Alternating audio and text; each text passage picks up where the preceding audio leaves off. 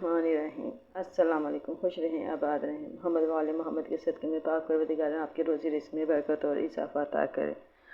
आज मैं जो रेसिपी आपसे शेयर करने लगी हूँ वो है दाल और गोश्त का कीमा। ये मैं बनाने लगी हूँ। बेसिकली तो मैंने कबाब बनाने थे, तो बच्चों की फरमाइश है जी कि हमें पराठा रोल खाना है, तो यहाँ मैं एक तरीके से कबाब ही बनाऊँगी। तो इसके लिए मैंने एक पाव चना दाल ली है। साथ में मैंने जो मसाला लिए हैं वो अदरक, लहसुन और प्याज, ये एक अदद मैंने प्याज काट के रख लिया है। और साथ ही मैंने यहाँ पे 1 किलो गोश्त लिया है, उसको धोकर मैंने अच्छे तरीके से कुकर में डाल दिया है। साथ में जो स्पाइसेस शामिल किए हैं, ये गोल मिर्चें शामिल की हैं मैंने, मिक्स गर्म मसाला शामिल किया, हल्दी पाउडर और नमक। इन तमाम चीज़ों को डालकर हम इतना पानी डालेंगे कि हमारा गोश्त गल जाए और हम ये रेशेदार कबाब जो हैं वो तैयार करेंगे पराठा रोल बनाने के लिए। तो यहाँ देखें कि ये मैंने पानी वगैरह शामिल करके रख दिया। अब मैं इसको गलने के लिए रख दूँगी। देखें जी, गोश्त हमारा जो है माशाल्लाह से बहुत अच्छे तरीके से गल चुका है। और अब इसको मैं इसके अंदर अब मैं दाल डालूँगी। गोश्त बहुत अच्छे तरीके से गला हुआ है।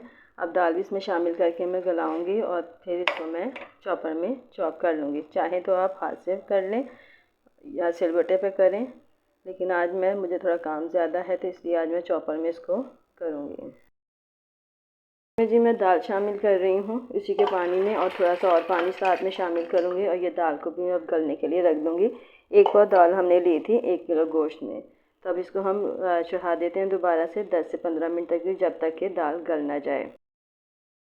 जी हमारी गोश्त और दाल जो है तैयार हो चुके हैं। अब इनको हम पीसेंगे।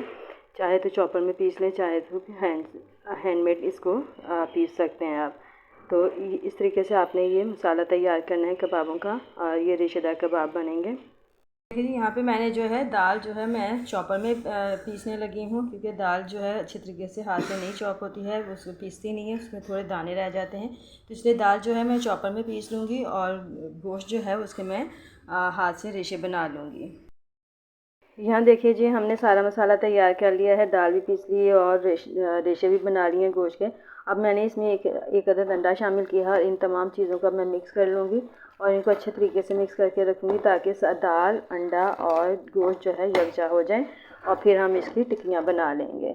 आप चाहे तो टिक्की बना लें, चाहे तो ऐसे ही फ्रीज़ कर लें। मैं इसको ऐसे ही डोंगे में डालकर जो है बॉल में डालकर रख दूँगी, ताकि जब ज़रूरत पड़े तो हम इसकी टिक्कियाँ बना लें। तो अब आइंदा वीडियो तक के लिए मुझे इजाज़त दीजिए। खुदा हाफ़िज़।